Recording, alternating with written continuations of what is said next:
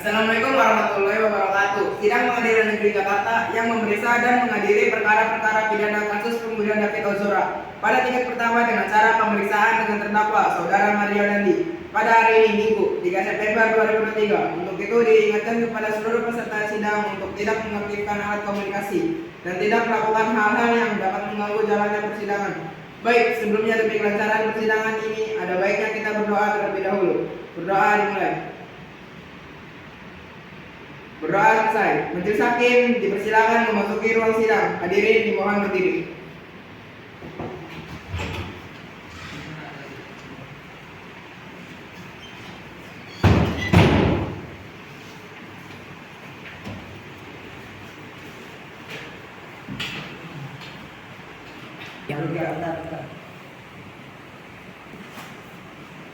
Sidang pembulian dengan terdakwa David Ozora akan dimulai. Apakah semua pihak sudah siap? Siap.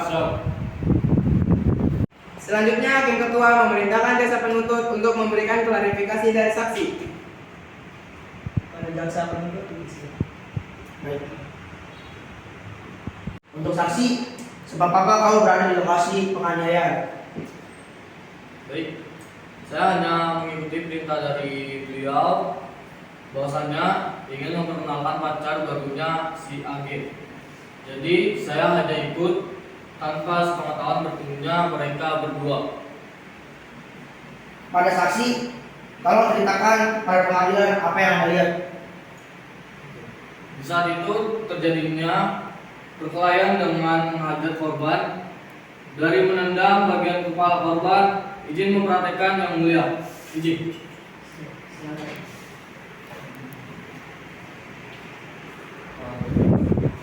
Jadi di sini dia ada si korban, lalu sebelum memulai menendang, dia mengancam-ancam dulu, menghitung 10 detik ke bagian kepalanya.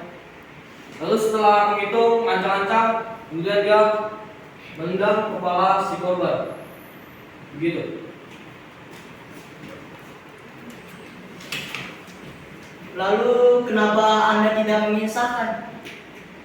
Kenapa hanya melihat saja? Sedangkan korban itu sudah terkapar di bawah sana. Jadi di situ saya kaget yang mulia.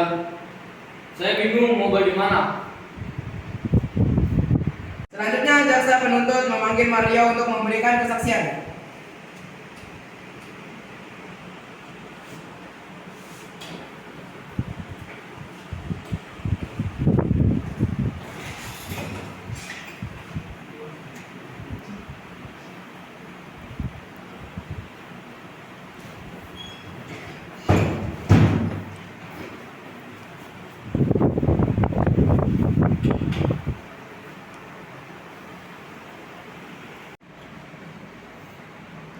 Oke, saya ingin bertanya untuk terdakwa, apa tujuan Anda menganiaya korban? Saat itu beliau tidak ada perlawanan, jadi saya tidak berpikir orang itu kritis karena terbawa amarah yang mulia. Yang membuat saya seperti itu, saya bilang dia nggak tahu kalau saya pacaran sama Age, dan Age ini cerita bahwa dia dilecehkan, namun dia selalu menjawab tidak tahu. Terus niatmu itu apa? Untuk beliau mati gitu? Coba jawab. Niatmu itu apa? Untuk sebagai klarifikasi kan? Kenapa kamu itu sampai menyiksa beliau? Kalau emang korban gak bersalah gimana?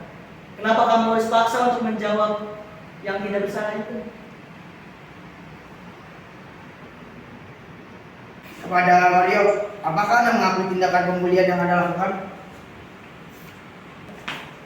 Baik yang mulia, saya menyadari tindakan yang saya lakukan. Saya meminta maaf atas semua yang telah terjadi.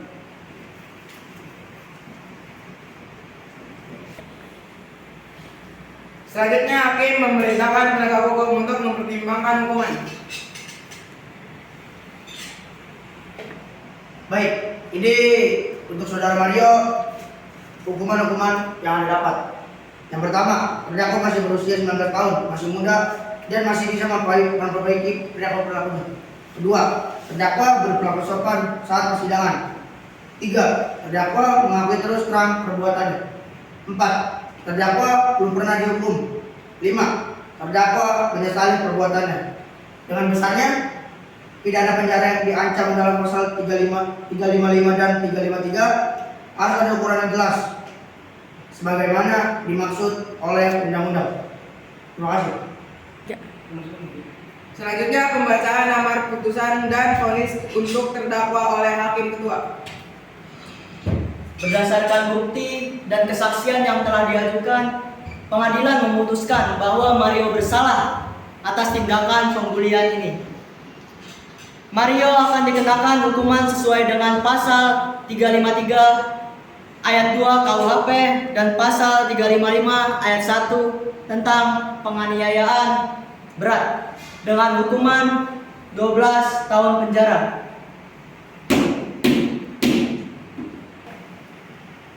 Sidang ini diakhiri, semoga hukuman ini menjadi pelajaran bagi kita semua untuk menghormati sesama dan menghindari perilaku pembulian. Untuk sidang hari ini ditutup.